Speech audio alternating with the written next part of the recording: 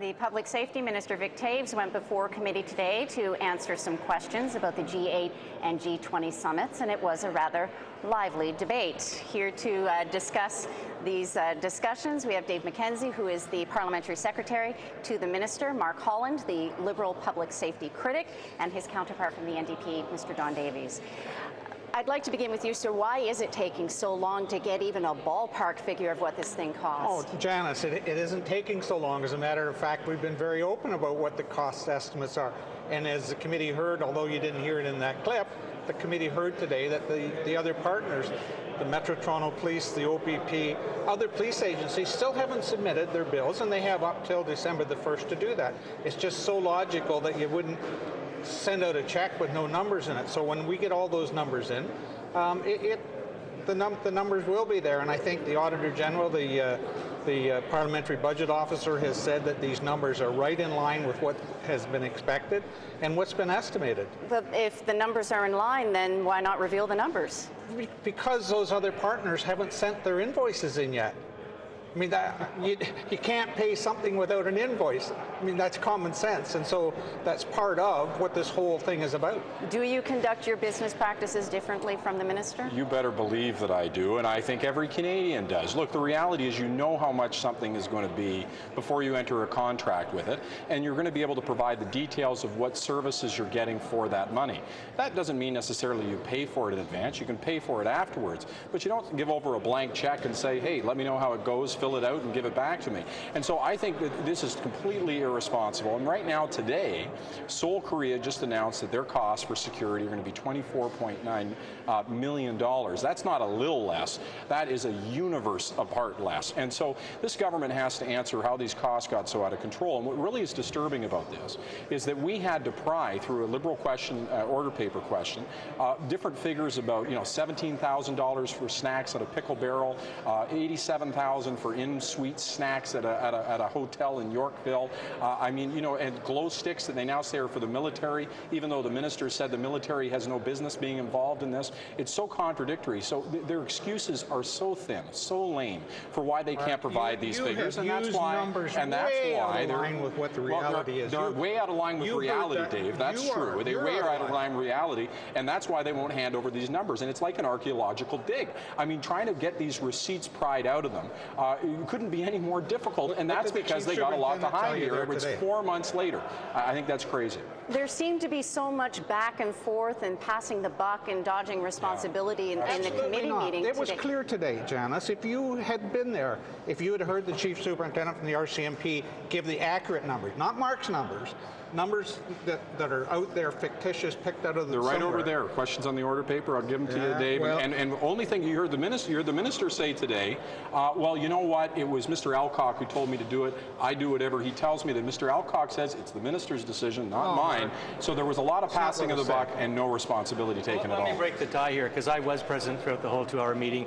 I've never seen more buck passing, more blaming, more refusal to take responsibility in my life. You had the Minister of Public Safety who said that it was Mr. Alcock who gave him the advice to have 2 sites, not 1.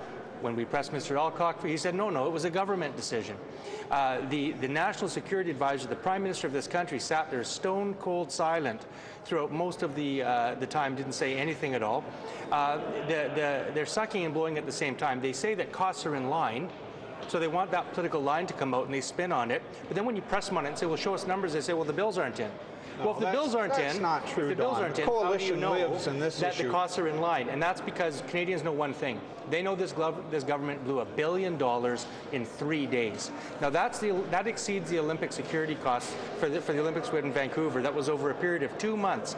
And the minister tried to make a very poor analogy, saying the number of delegates at the summits was the same as the number of athletes that were at the Vancouver Olympics, without remembering that there were training teams, there were VIPs, there were dignitaries, and the Olympics went on for 2 months. So this government has got a football on their hand. They don't know what to do with it except for pass the buck, evade responsibility, and try to pull the wool over Canadians' eyes. Now, what I saw in there was a disgrace. What about the responsibility for security and these hundreds of people that were rounded up? Word out of the committee room is that nobody wants to take responsibility. I want to start with that first. We're in different areas here. You got to be fair to the people involved. policing, I mean, Don's a lawyer. It happens he's a labor lawyer. He's not in the justice field, in the criminal justice field. The police are responsible for their own jurisdiction. You heard that today. Chief Superintendent McNeil said those issues are Metro Toronto Police. They'll be here. They can answer those. But when Mark talks about what the cost and soul is, we've already heard it's somewhere in excess of 40,000 security people. Now, if he thinks that they can do it for the number he's talking about, obviously they pay a whole lot less money in soul. Dave, it's not me who thinks that. It's the Korean government who announced it today. Right. But look, I mean, let's go. Don doesn't need to be an expert, nor more than any Canadian needs to be an expert to see what went on today. No one took any responsibility. I hope Canadians got to see what went on there. What happened in Toronto was a travesty. It was so mismanaged, so poorly handled, and there was no responsibility. And what really upsets me, Janice, is that it almost seems like they're saying it was all great, let's do it again. You know, there was nobody even admitting that mistakes were made, that they spent too much, that they shouldn't have handled it the way they did. They shouldn't have tried to shove it in a cabinet minister's riding and then divide it into two. Now listen, your leader wanted to go there. David, let you speak. I'll let you finish.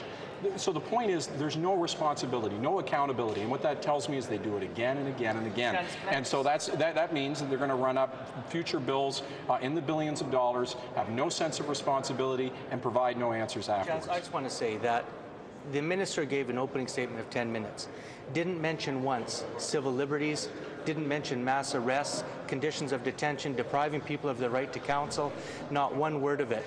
And when we tried to question on the opposition side 4 responsible members of government, some of the highest ranking officials, including a minister at the cabinet table, about that, not one of them could say anything about it.